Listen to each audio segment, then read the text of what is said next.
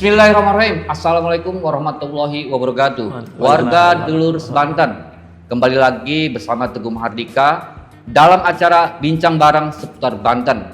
Tentunya acara ini diselenggarakan oleh Diskominfo Provinsi Banten. Dalam dialog hari ini kita mengangkat tema tentang stop kekerasan pada anak, rumah aman, sekolah nyaman. Di tengah-tengah kita sudah terdapat dua narasumber yang tentunya dua narasumber ini adalah ahlinya. Yang pertama adalah Ketua Komisi Nasional Perlindungan Anak, Bapak Henry Gunawan. Selamat datang Pak Henry Gunawan. Assalamualaikum. Terima kasih Pak Teguh. Siap. Dan narasumber kedua kita telah hadir Sekretaris Komisi 1 DPRD Provinsi Banten, Bapak Haji Umar bin Barmawi. Bapak, selamat datang Bapak. Salam sejahtera. Alhamdulillah hari ini dua-dua narasumber kita sudah hadir di tengah-tengah kita, dan untuk mengawali bincang kita hari ini tepat pada tanggal 23 Juli 2026 nasional mengadakan Hari Anak Nasional ke-42. Benar Pak ya? Ke-42. Nah, dengan tema Sayang Anak, Lindungi dan Bangun Masa Depan. Nah, penting ini. Ini catatannya adalah bagaimana hari ini semua masyarakat masuk dalam kerangka untuk bagaimana melindungi anak demi masa depan anak dan demi Indonesia maju yang pastinya Pak. Dan di tengah kita saya akan ke narasumber pertama dulu, yaitu Bapak Kang Gun aja saya bilang ya. Kang Gun, nih dalam catatan Bapak, bagaimana sih tren yang terjadi di kondisi anak yang saat ini? Kasus kekerasan anak atau apa ya, tentang bagaimana kita menjaga anak dan seterusnya. Seperti apa ini hari ini kondisinya? Ya, berbicara Banten hari ini tentang bagaimana kekerasan terjadi. Sebelum itu saya ingin mengucapkan Selamat Hari Anak Nasional. Nah, ini hari di mana anak-anak itu harusnya bisa ceria, bisa bahagia. Nah, terkait dengan tren kekerasan, terutama di Banten, dalam 5 tahun terakhir memang Banten mengalami tren yang cukup signifikan ya. Di 2025 kemarin saja angkanya ada di angka 1.442 kasus di akhir 2025. Nah, dalam beberapa bulan terakhir ini kami dari Komnas Perlindungan Anak Provinsi Banten mendampingi beberapa kasus yang ini menariknya ada pergeseran pola yang kalau sebelumnya kami koordinasi dengan rekan-rekan dari Komisi 5 DPRD Provinsi untuk mendampingi kasus-kasus dan melaporkan itu, kemudian koordinasi dengan UPTD PPA di Kabupaten Kota dan Provinsi, termasuk dengan unit PPA di Polres dan Polda. Nah, dalam 6 bulan terakhir ini kami koordinasi yang terbaru itu dengan teman-teman Densus 88. Nah, ini yang kemudian kami temukan. Per hari ini sudah ada 19 kasus di Banten yang anak-anak itu terpapar isu-isu radikalisme, kemudian ekstremisme. Nah, dalam 6 bulan terakhir ini kami melihat sepertinya ada pola yang berubah, yang sebelumnya kami mendampingi kasus-kasus kekerasan seksual itu masih banyak, sampai hari ini masih terus terjadi. Kemudian kasus-kasus kekerasan fisik, bullying, nah itu masih ada di beberapa sekolah-sekolah. Termasuk di beberapa kejadian yang kami dampingi secara langsung, kami mendapatkan informasi itu dan mendampingi secara langsung. Tapi di beberapa bulan terakhir ini ada pola yang berubah terkait dengan kasus-kasus kekerasan terhadap anak, dan ternyata ada sebagian anak-anak kita, anak-anak yang di Banten, yang itu kami dapatkan informasi dari rekan-rekan Densus 88 sudah terindikasi terpapar isu radikalisme dan ekstremisme. Ini menarik nih, soal radikalisme. Bagaimana sistem pemaparan yang dilakukan? Ini mungkin jaringan ya, yang dilakukan oleh jaringan, kemudian masuk ke anak-anak muda. Betul. Atau anak-anak kita di bawah umur. Nah itu dengan apa bisa masuk terkontaminasi mereka gitu? Ya, menariknya temuan yang kemudian didapatkan ini dari informasi yang kami dapatkan dari rekan-rekan Densus 88, polanya kalau melihat ada kejadian yang sudah terjadi itu ada di SMA 72 Jakarta kemarin, yang ada pengeboman di masjid dan itu dalam satu lingkungan dekat dengan sekolahnya. Kemudian yang terbaru ada di Padang. Nah, ini kejadian yang tidak kalah menarik juga untuk kita dalami. Ternyata ada pola di mana anak-anak itu terpapar melalui game. Salah satunya ada melalui game, ada yang melalui media sosial. Di mana ketika mereka bermain dalam game tersebut, ada beberapa game yang kemudian ini sudah kami sampaikan juga ke rekan-rekan di Komdigi, kemudian di Kominfo juga, bahwa game-game ini perlu untuk diantisipasi agar tidak sampai kemudian masuk ke dalam sisi kekerasan yang terjadi. Ada beberapa game yang kemudian disebutkan, Roblox misalnya, kemudian ada beberapa game lain yang di dalamnya anak bermain bersama-sama, yang kita dengar istilahnya mabar. Dia bisa komunikasi langsung. Betul, mereka bisa komunikasi langsung, lalu mereka bertukar nomor handphone melalui komentar. Nah, kemudian nomor handphone itu dimasukkan ke dalam grup, bisa lewat grup WA, bisa masuk dalam grup Telegram. Nah, di sisi itu mereka terus diberikan suplai video-video kekerasan, lalu disampaikan beberapa konten-konten yang itu termasuk beberapa bentuk lokasi yang itu di beberapa game yang itu bentuk dan prosesnya itu hampir sama dengan lokasi-lokasi di titik-titik di mana kekerasan terjadi, sehingga mereka membaca pola itu dan mempelajarinya. Itu yang kemudian kita pelajari lebih lanjut. Ternyata itu diterapkan atau diimplementasikan oleh anak-anak dalam bentuk keseharian mereka. Nah, ini yang terakhir kami temukan, ada satu anak yang bahkan memiliki kemampuan untuk membuat, ini menariknya, alat ledak yang itu sudah diuji cobanya 8 kali. Nah, ini yang kemudian kami lihat, sepertinya ada sisi yang kemudian luput dari pengawasan, salah satunya lewat keluarga. Nah, tren ini terjadi di tahun berapa itu?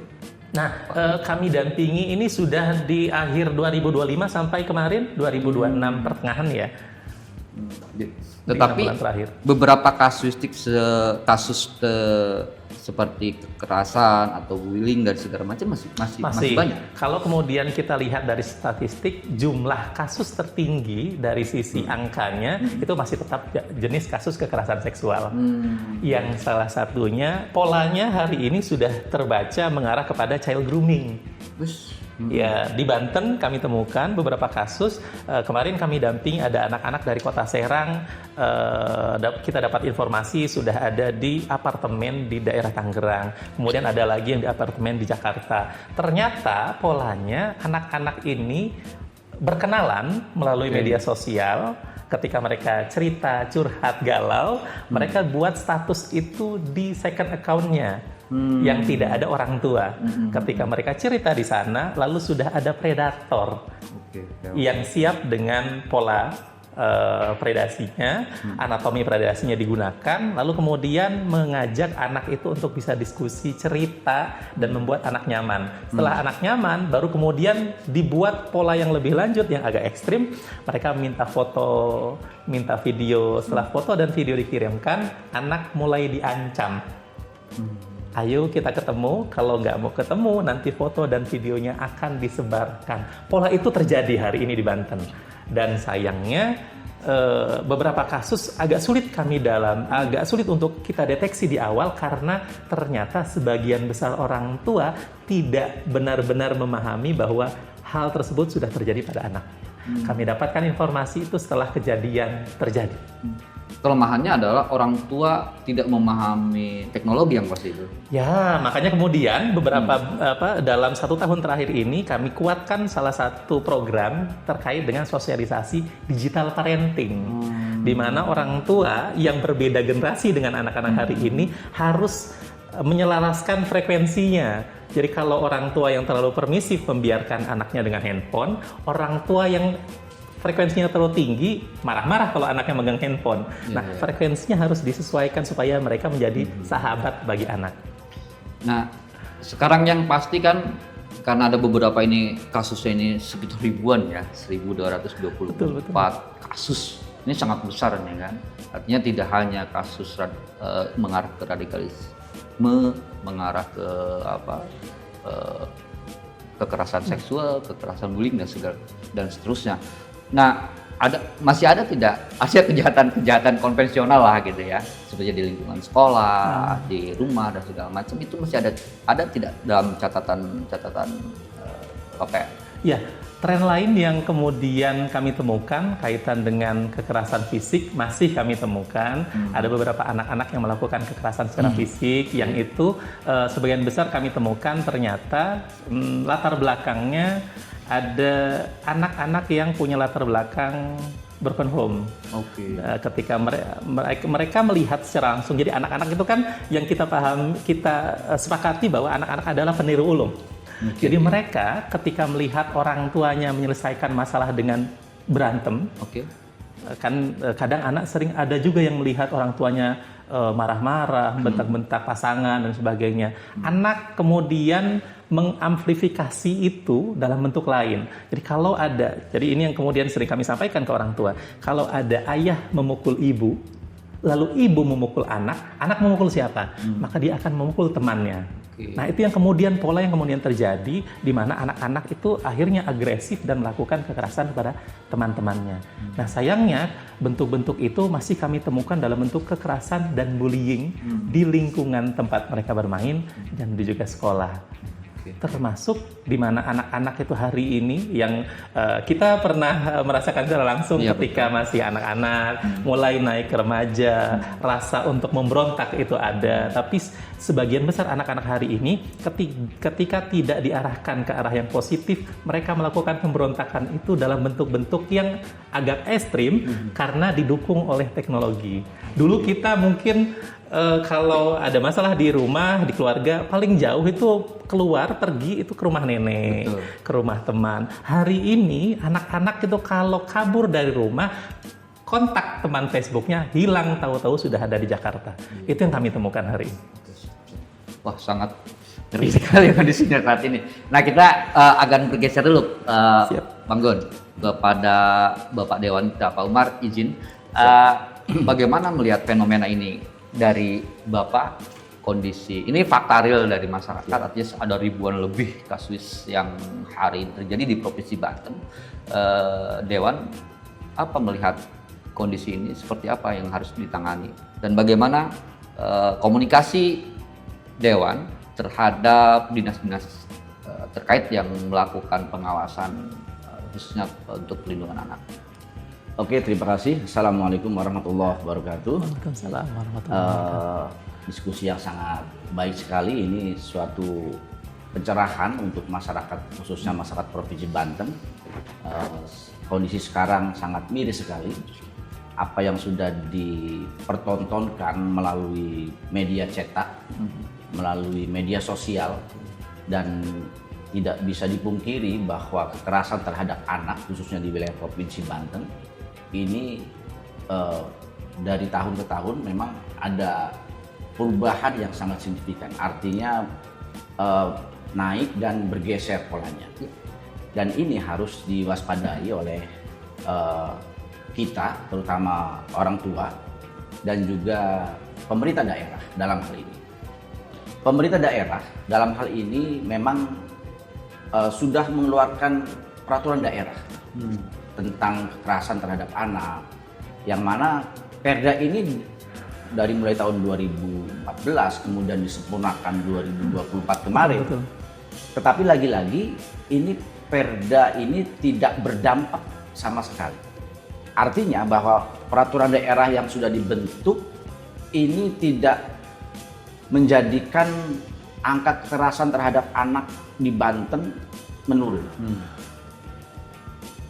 Otomatis bahwa adanya Perda ini, pemerintah daerah seyogianya ini melakukan suatu tindakan atau pola bagaimana Perda ini seiring dengan pemerintah daerah. Artinya bagaimana pemerintah daerah juga memberikan porsi anggaran sosialisasi terhadap sekolah-sekolah. Sampai saat ini saya melihat tidak ada sosialisasi itu kepada sekolah-sekolah terkait kekerasan terhadap anak. Apa yang tadi disampaikan oleh Kang Gunawan itu betul apa yang terjadi di sekarang nyata. Dan ini lagi-lagi tidak dijemput bola oleh pemerintah daerah.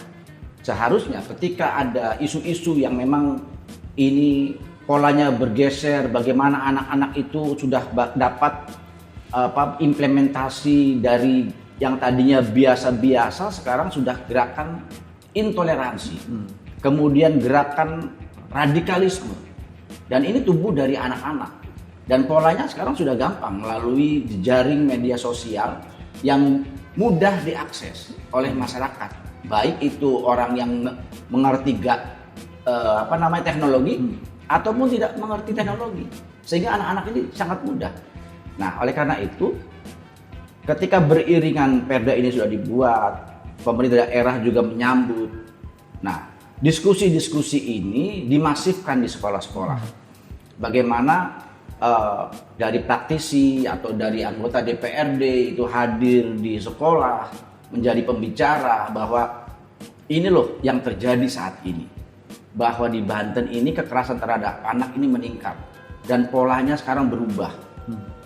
Bullying terhadap anak juga meningkat karena memang lagi-lagi yang disalahkan bukan pihak sekolah, tapi bagaimana keluarga terlebih dahulu.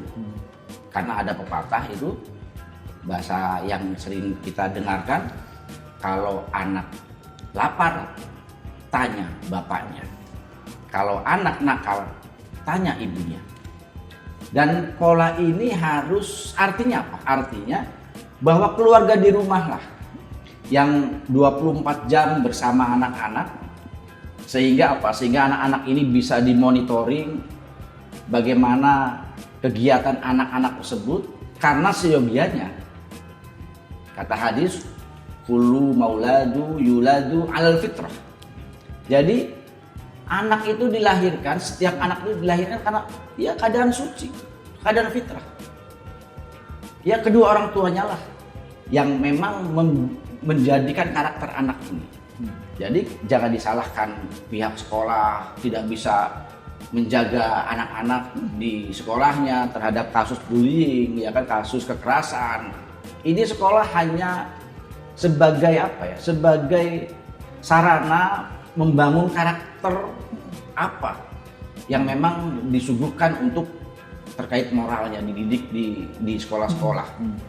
Tetapi sekarang tidak ada lagi pendidikan moral Pancasila. Ya kan? Ini yang menjadi catatan buat kita pemerintah daerah, terutama di Provinsi Banten. Ini sangat miris sekali bahwa kekerasan anak ini lagi-lagi disuguhkan di media kita baca. Anak kecil yang memang bullying, apalagi bullying ini sebenarnya banyak, cuman tidak terekspos saja. Ya, betul. Sementara anak itu, Pak, anak itu rekamnya itu sangat tinggi sekali. Bahkan kita ini yang hadir di sini, itu kita dapat merekam apa yang dilakukan orang tua kita dahulu ketika kita masih kecil. Sampai sekarang mungkin nggak guna masih ingat ini bapaknya berbuat apa, masih terekam dengan, karena apa? Karena memori anak-anak itu memori yang sangat dalam sekali, gampang tidak bisa terlupakan. Apalagi sekarang kalau di keluarganya itu ada kekerasan, sehingga anak ini dapat meniru. Dan itu direkam oleh anak. Tadi apa yang disampaikan? Kalau bapak mukul ibunya mukul anaknya, kemudian anak ini mukul siapa? Pasti mukul orang lain. Nah, inilah gambaran bagaimana kita harus bersatu padu. Pemerintah daerah tidak bisa bergerak sendiri tanpa memang bantuan, dukungan dari peran orang tua di masyarakat. Lagi-lagi peran media sosial ini juga sangat membantu sehingga ini dapat terekspos. Jadi no viral no justice bahasanya. Bahkan kalau kita sisir mungkin di sekolah-sekolah tuh masih lebih banyak lagi. Cuman tadi itu no viral. Benar. Tapi ini lagi-lagi kita wanti-wanti kepada ya seluruh masyarakat, baik itu unsur penyelenggara pemerintah daerah, kemudian praktisi dan masyarakat, ya ini harus mewaspadai terhadap pola-pola anak sekarang itu yang berubah melalui gampangnya main Roblox, mabar, sehingga dalam mabar itu mereka dibuatkan grup, dan grup itu nanti memberikan pendidikan. Kalau pendidikannya bagus, mungkin bagus, ya kan? Tapi kebanyakan mereka itu main di situ. Nah, inilah di era sekarang ini, era al-ghazwul fikr, ya, perang pemikiran. Nah, sasaran mereka ini bukan orang-orang dewasa. Orang-orang dewasa itu sudah sulit mungkin, ya kan? Karena mungkin backgroundnya sudah, pendidikannya sudah dapat mengabsorb mana yang benar, mana yang salah, mana yang baik, mana yang buruk. Tapi anak-anak ini tidak bisa memilah mana yang baik, mana yang buruk, mana yang benar, mana yang salah. Dikira itu kebanggaan, bangga-banggaan.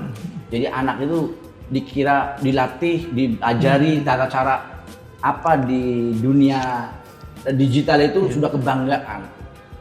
Tapi ini harus waspada, lambat laun ini akan digiring. Sementara masuknya pelan-pelan. Mereka bagaimana anak itu senang dengan mabar. Oh, terus diberikan ya teknik-teknik agar mabarnya selalu menang, gitu kan? Ya, ya. Nah, baru nanti ada pembelajaran lewat grup. Mana nomor handphonenya, ya kan? Dan ini kesalahan ya kita sebagai orang tua. Anak-anak difasilitasi handphone, yang tadinya handphone itu mungkin untuk komunikasi di sekolah, karena memang sekarang zamannya harus pakai handphone. Sekolah-sekolah itu, di sekolah itu sudah ada grup itu tentang terkait pembelajaran. Kapan waktu pembelajaran. Betul. Nah, tetapi lagi-lagi ini orang tua itu tidak kontrol, ya kan? Bahkan kadang-kadang Gmail-nya itu bareng sama orang tua. Iya. Dikira akun Gmail itu ya akun biasa saja. Padahal Gmail yang kita buatkan itu merupakan badan kita, pribadi kita. Bahkan nomor kontak telepon itu ya nomor pribadi kita. Sehingga anak-anak tidak tahu bahwa dari nomor kontak itu kalau masuk ke aplikasi itu akan terekam nomor email handphone kita, handphonenya anak-anak itu. Sehingga apa? Sehingga mereka tidak sadar itu. Dianggapnya nomor diganti bisa. Oh, gampang, ganti nomor saja. Padahal kan email mereka sudah terdetek ketika nomor itu masuk. Walaupun diganti nomor berapa kali, emailnya masih itu. Tetap terdetek. Nah, ini yang harus sebagai unsur penyelenggara pemerintah, praktisi, apalagi Kang Gunawan ini yang harus memang bersama-sama komunikasi dengan DPRD, ya sosialisasi terhadap sekolah-sekolah.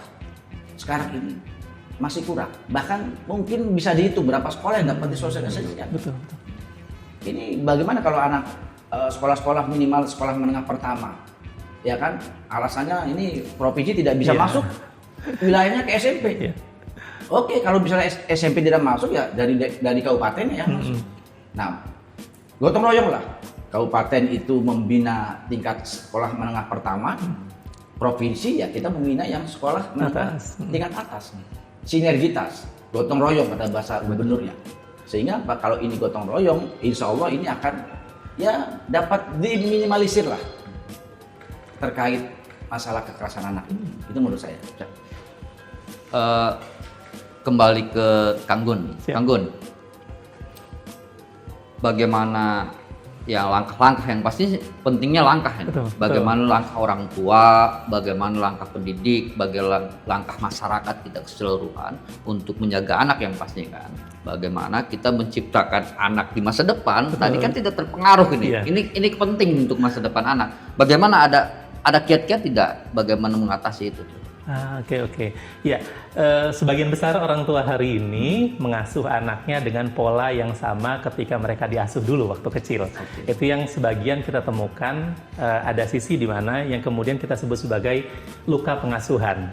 Jadi kalau orang tua dulu diajari dengan cara dipukul, diajari dengan cara dikurung, ketika orang tuanya menjadi orang tua hari ini, dulu dia masih kecil, hari ini dia menjadi orang tua, tidak mengupgrade dirinya, tidak belajar tentang ilmu parenting hari ini, maka dia akan menggunakan pola yang sama untuk diterapkan ke anak-anak hari ini. Nah, itu yang kemudian kita sebut sebagai mata rantai kekerasan. Kekerasan dulu yang dilakukan oleh kakeknya kepada orang tuanya bisa jadi akan diterapkan dalam bentuk yang sama dengan anak-anak hari ini. Nah, dari sisi itu maka tentu saja kami perlu menyampaikan kepada orang tua hari ini bahwa orang tua hari ini perlu untuk mengupgrade diri, perlu untuk belajar kembali, seperti yang disampaikan oleh banyak sekali pemikir-pemikir Islam bahwa anak-anak hari ini berbeda zamannya dengan kita dulu.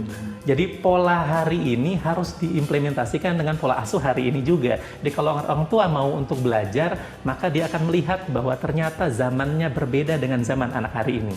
Nah, itu yang harus dipahami terlebih dahulu oleh orang tua. Penting sekali agar orang tua mau mengupgrade diri tentang ilmu-ilmu parenting yang hari ini banyak sekali tersebar dimanapun. Bisa lewat media sosial, kemudian di Reels. Reels itu materi-materi parenting banyak sekali, termasuk juga banyak para pemikir, kemudian podcaster itu menjelaskan tentang ilmu-ilmu parenting hari ini. Dan digital parenting itu jadi poin yang cukup penting untuk dipahami oleh orang tua. Kemudian yang kedua, dari sisi guru, bagaimana melindungi anak-anak hari ini. Nah, tentu saja dari sisi pendidik sudah ada Permendikdasmen nomor 6 tahun 2026 yang ini menguatkan bagaimana budaya aman dan nyaman BSAN di lingkungan sekolah dari tingkat PAUD, di kemudian TK, SD, SMP, SMA sudah diwajibkan untuk kemudian menerapkan Permendikdasmen nomor 6 tahun 2006 yang efektif per Juli ini. Nah, dalam pola itu setiap guru harus membedakan mana ketika pelanggaran terjadi kepada anak dan pelanggaran itu bentuknya tata tertib, sekolah yang menyelesaikan. Tapi kalau kemudian polanya ternyata ditemukan ada bentuk pidana yang dilakukan oleh anak, maka sekolah bisa merujuk itu ke Pokja. Yang Pokja hari ini seluruh stakeholder yang ada lewat Permendikdasmen itu sudah tercantum di dalamnya. Nah, kemudian yang ketiga dari sisi masyarakat. Masyarakat hari ini penting sekali untuk menguatkan posisinya dalam memberikan perlindungan pada anak. Kami temukan ada case di mana budaya permisif itu masih kuat di tengah-tengah masyarakat. Ketika ada anak yang melakukan hal yang itu bentuknya pelanggaran, mengganggu temannya, memukul temannya, ada dewasa lewat melihat itu, oh itu bukan anak saya. Nggak dibantu anak itu, acuh. Nah, itu yang kemudian sering kita temukan dalam bentuk budaya permisif. Kalau kemudian orang dewasa hari ini melakukan teguran kepada anak-anak, seringkali kan, Bapak siapa kok negur-negur anak saya? Itu seringkali jadi kekhawatiran. Tapi ternyata dalam Undang-Undang Perlindungan Anak pasal 72 dijelaskan dengan kuat bahwa perlindungan anak itu dilakukan oleh perseorangan maupun kelompok. Perseorangan itu berarti setiap orang hari ini bisa melakukan perlindungan itu, dan itu adalah peran masyarakat. Jadi kalau kemudian orang-orang tua, guru, termasuk masyarakat memberikan pemahaman, menegur ketika ada pelanggaran, maka anak-anak akan merasa bahwa teguran itu adalah salah satu bentuk hal yang positif untuk mengubah cara pandangnya ketika terjadi pelanggaran. Nah, ini kembali ke Pak Dewan nih, ini menarik sebenarnya. Dewan, langkah konkret yang dilakukan DPR untuk mendukung semua itu, sebenarnya rumah aman, sekolah aman, segala macam. Ini kan penting ada regulasi yang memang walaupun hari ini kita sudah punya Perda tentang perlindungan anak. Sisi mana kekurangannya dan harus seperti apa itu, Pak? Kita sebagai anggota DPRD, tak lain tugas kita itu fungsinya legislasi, kemudian budgeting dan pengawasan. Artinya seluruh program-program yang memang ini diupayakan oleh pemerintah daerah, terutama bagaimana mengurangi kekerasan terhadap anak, ini lagi-lagi bagaimana anggota DPR itu memberikan porsi anggaran, terutama kepada mitra Komnas Perlindungan Anak, kemudian perlindungan kepada perempuan, dan kalau kita lihat sekarang ini ya sangat miris sekali, sehingga Kang Gunawan ini tidak bisa mengeksplor ke seluruh Banten, gerakannya terbatas, ya kan? Dan mau kita akui atau tidak kita akui bahwa program ini akan berjalan kalau memang ditunjang dengan anggaran. Ya kan, kalau anggarannya kecil ya Kang Gunawan ini mau ke Lebak sana sosialisasi tidak diberikan porsi kegiatannya, ya kan masing-masing kita punya, Kang Gunawan ini punya keluarga, kemudian punya anak juga, ya, dan ini yang memang kita sebagai DPRD harus melihat itu, dan kita harus dapat menangkap visi misi gubernur dan wakil gubernur sekarang, bagaimana menuju Banten maju. Salah satu Banten maju itu ya sumber daya manusianya ya meningkat. Artinya sumber daya manusia meningkat itu bukan dari orang-orang yang sudah keluar sekolah. Bagaimana pola-pola kurikulum dari mulai sekolah dasar, dari mulai sekolah menengah pertama dan sekolah menengah atas. Nah, ini yang harus dilakukan perubahan atau paradigma yang lama ditinggalkan. Betul. Karena kekerasan terhadap anak sekarang itu polanya sudah bergeser. Yang tadinya mungkin hanya bully, hanya tawuran, ya kan? Sekarang ini bahkan lebih drastis lagi.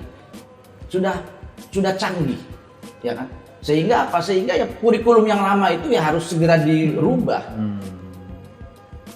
Sekolah itu menjadikan anak menjadi anak yang berkarakter, anak yang bisa mengimprovisasi, ya kan, kemampuan anak tersebut. Kita bayangkan di luar negeri sana, anak sekolah itu diajak kalau masih sekolah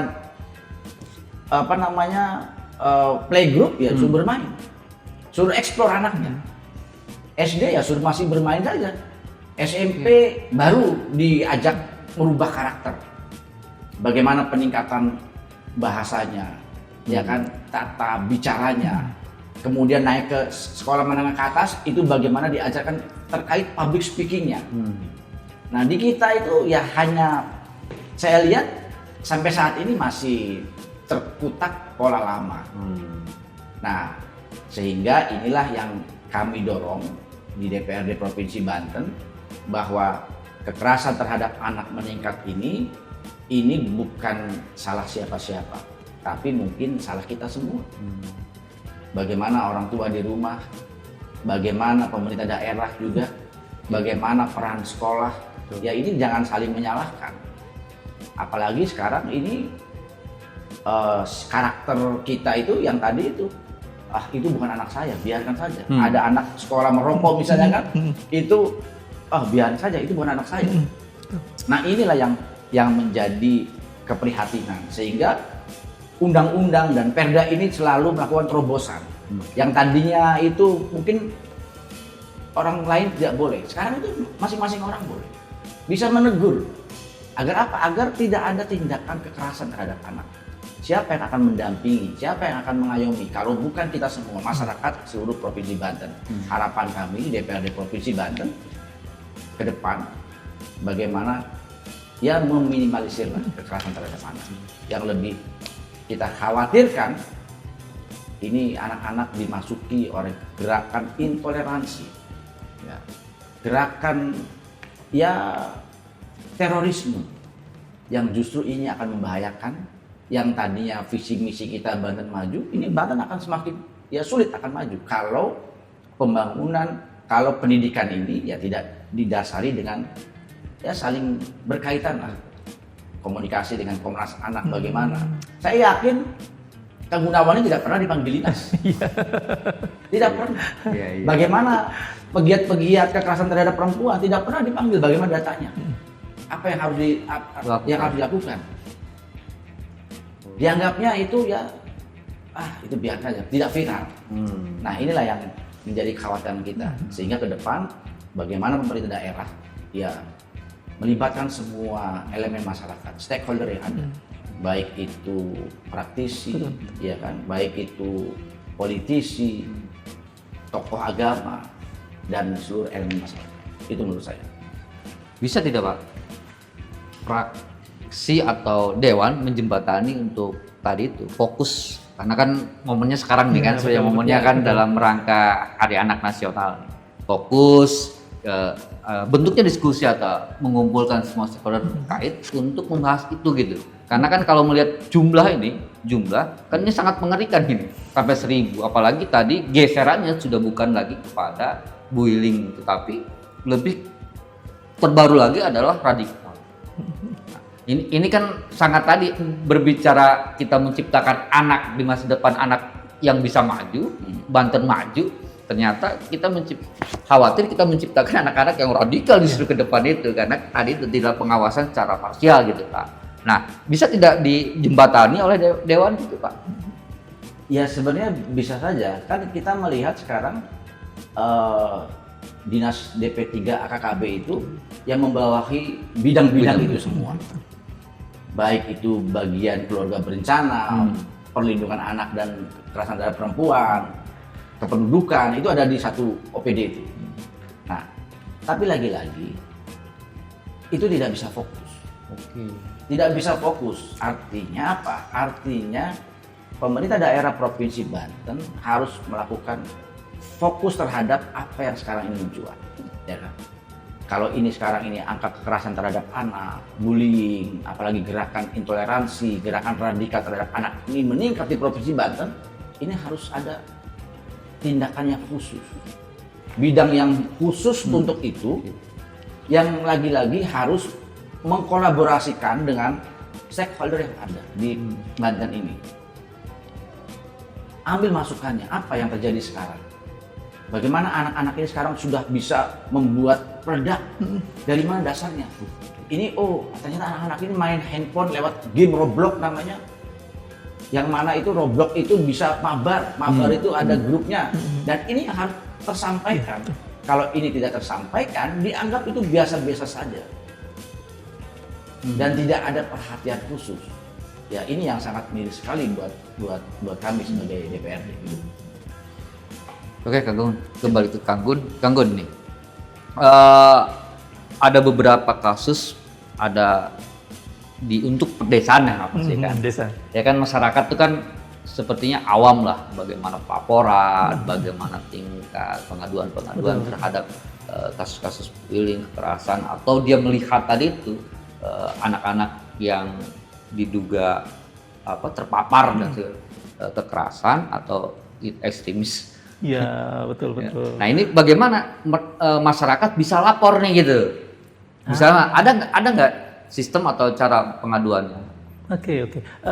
Menariknya di Banten saya melihat beberapa data yang sudah ada di Lebak, kemudian ada beberapa yang sudah lengkap. Nah, ada yang namanya program Perlindungan Anak Terpadu Berbasis Masyarakat, PATBM. Nah, PATBM ini dibentuk di tingkat kelurahan atau desa.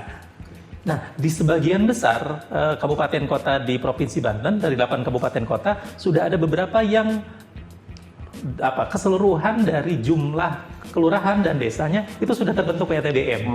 Nah, PATBM di dalamnya tentu saja adalah pemerintah daerah terdekat ya, dari tingkat kecamatan. Kemudian kalau di kelurahan tuh ada biasanya itu ada seklurnya, Pak Carik itu biasanya itu jadi ketua tuh PATBM. Kemudian dari Babin, kemudian Babin Kamtipmas, Babinsa, termasuk juga stakeholder yang terdekat. Jadi kalau kemudian ada kejadian-kejadian yang terjadi di tengah-tengah masyarakat, bahkan di tingkat terdekat di desa, maka warga bisa melapor secara langsung kepada petugas PATBM, termasuk kader-kader di dalamnya. Oh, ada Ada kader juga termasuk dalamnya. Jadi PATBM itu jadi salah satu pintu masuk untuk melaporkan. Sayangnya, sebagian besar ketika kami melakukan visitasi, kunjungan secara langsung ke beberapa daerah, ketika ada kasus yang kemudian terjadi, yang pertama pasti kami tanyakan, kalau di sekolah itu kami tanyakan, itu ada TPPK atau tidak, tim pencegahan penanganan kekerasan atau tidak di lingkungan sekolah. Kalau di desa, biasanya yang pertama kami tanyakan, ada PATBM atau tidak, siapa petugas PATBM-nya. Karena petugas PATBM itu yang pertama kali harus melakukan asesmen terkait dengan kejadian apa yang sedang terjadi di tengah-tengah masyarakat. Nah, kalau itu kemudian sudah ada, maka warga bisa cerita langsung kepada tim PATBM. Nah, ada beberapa case yang kemudian kami temukan ketika ada warga dari selatan itu jauh-jauh datang untuk melapor ke Polsek. Itu kan nggak bisa katanya Pak di Polsek, nggak ada unit PPA. Ya betul. Di Polsek itu tidak ada unit PPA. Maka terakhir kami dorong untuk Provinsi Banten dengan sudah ada 11 provinsi lain itu mengaktifasi atau membuat ada direktorat baru, namanya Direktorat PPA PPO untuk perlindungan perempuan dan anak dan tindak pidana perdagangan orang. Nah, Provinsi Banten belum ada. Maka kami harap tentu saja ini jadi dikuatkan juga melalui Polda. Beberapa kali kami koordinasi dengan rekan-rekan di Polda untuk memastikan Banten perlu untuk didorong itu. Karena apa? Karena daerah selatan yang ini agak sulit untuk bisa diakses. Karena kalau ada laporan, orang-orang yang ada di selatan mau tidak mau harus datang dulu dong ke Polres. Karena unit PPA hanya ada di Polres. Nah, itu yang kemudian perlu untuk kita kuatkan. Beberapa kali kami koordinasi dengan rekan-rekan dari Polda, memang sudah ada upaya-upaya itu untuk mendorong ada direktorat baru di Polda Banten, betul, agar nanti ketika direktorat itu sudah ada di Polda, turunannya sampai ke Polsek, unit PPA-nya sampai ke Polsek. Nah, itu salah satu bentuk bagaimana agar di daerah bisa sampai untuk bisa melaporkan itu. Nah, yang menarik lagi kan, oke lah, tadi ada bagaimana kasuistik ya, bagaimana pelapor dan segala macam yang sudah terjadi nih. Ya pendampingan, kan kita kan ada masyarakat yang pasti kan korban itu kan butuh trauma healing dan segala macam kan ya. Untuk ini anak ini kan sampai bisa sampai ke apa dia dewasa juga kasus kekerasan itu pasti dia ingat gitu, atau trauma gitu. Akhirnya mereka sulit untuk berdiskusi, berbaur secara sosial dan segala macam. Nah, ada tidak kiat atau memang ada pendampingan khusus ke arah sana dari ini KPA? Ya, di beberapa proses yang kemudian kita lakukan dalam bentuk pendampingan, tentu saja selain memang ada pendampingan hukum, karena kasus kekerasan seksual yang kita pahami, kalau ada terjadi itu kepada anak, maka tidak bisa diselesaikan lewat RJ, Restoratif Justice, tidak bisa didamaikan itu. Bahkan kami temukan ada temuan-temuan di mana orang tua memaksakan agar si anak menikah dengan pelaku. Itu terjadi di beberapa daerah. Padahal kalau melihat di Undang-Undang Tindak Pidana Kekerasan Seksual, Undang-Undang 12 2022, pasal 10 dijelaskan ada 3 jenis perkawinan yang tidak diperbolehkan untuk dilakukan. Pertama, perkawinan usia anak, atau kita menyebutnya perkawinan dini. Kemudian perkawinan antara korban dengan pelaku kekerasan seksual, tidak terbatas hanya anak tapi juga dewasa. Kemudian yang ketiga, perkawinan karena adat istiadat. Itu dilarang untuk kemudian terjadi. Nah, pemaksaan ini terjadi di tengah-tengah masyarakat dalam bentuk pemaksaan perkawinan. Nah, itu yang kemudian kami lihat ternyata masih banyak sebagian besar orang tua melihat itu sebagai aib. Lalu kemudian karena tidak ingin aib itu terus menjadi bahan pembicaraan di tengah-tengah masyarakat, akhirnya mereka memaksakan itu dengan menikahkan anaknya dengan pelaku atau mencari pengganti supaya ketika nanti si bayinya lahir, kemudian akhirnya ada ayahnya. Yang jadi masalah kemudian sebagian besar korban kekerasan seksual tidak mendapatkan pendampingan lebih lanjut terkait dengan traumatiknya. Nah, dalam proses ini di UPTD PPA di bawah Dinas Pemberdayaan Perempuan Perlindungan Anak di 8 kabupaten kota, UPTD PPA itu sudah include di dalamnya ada pendampingan psikologi. Nah, untuk apa? Trauma healing tadi, untuk memastikan traumatik itu tidak terjadi terhadap kejadian-kejadian ini, sehingga yang kami temukan sebagian besar orang-orang yang sudah dewasa, yang dulunya pernah menjadi korban, dia sulit untuk membangun hubungan. Dia sulit untuk komunikasi lebih lanjut, bahkan ada yang membawa itu untuk dijadikan dendam dan melakukan kepada korban-korban lain. Jadi traumatik itu tentu saja perlu untuk didampingi lebih lanjut, terutama salah satunya lewat UPTD PPA. Komnas Perlindungan Anak juga menyediakan teman-teman psikolog yang memang kita koordinasi dengan teman-teman HIMSI, kemudian kita psikolog klinis, untuk ada beberapa yang kemudian mengabdikan dirinya dalam bentuk pro bono. Jadi ada pendampingan psikologi, betul, yang itu free diberikan oleh teman-teman dari Himpunan Psikolog Indonesia dan juga Ikatan Psikolog Klinis untuk memastikan korban tidak mengalami traumatik berkelanjutan. Ini untuk terakhir closing statement, kita butuh penegasan dari anggota DPRD Banten. Pak, jika menemukan kasus bullying di sekolah dan segala macam, apa yang akan dilakukan oleh DPRD untuk menegur sekolah kah, atau memang seperti apa yang akan dilakukan kasus kekerasan? Jika memang ada kekerasan di tingkat sekolah, yang mana sekolah itu di bawah naungan dari pemerintah daerah Provinsi Banten, ini dipastikan sekolah itu atau kepala sekolah itu akan dipanggil oleh DPRD, baik itu di dinas yang membawa kependidikan ataupun kami di Komisi 1 yang terkait masalah kepegawaian.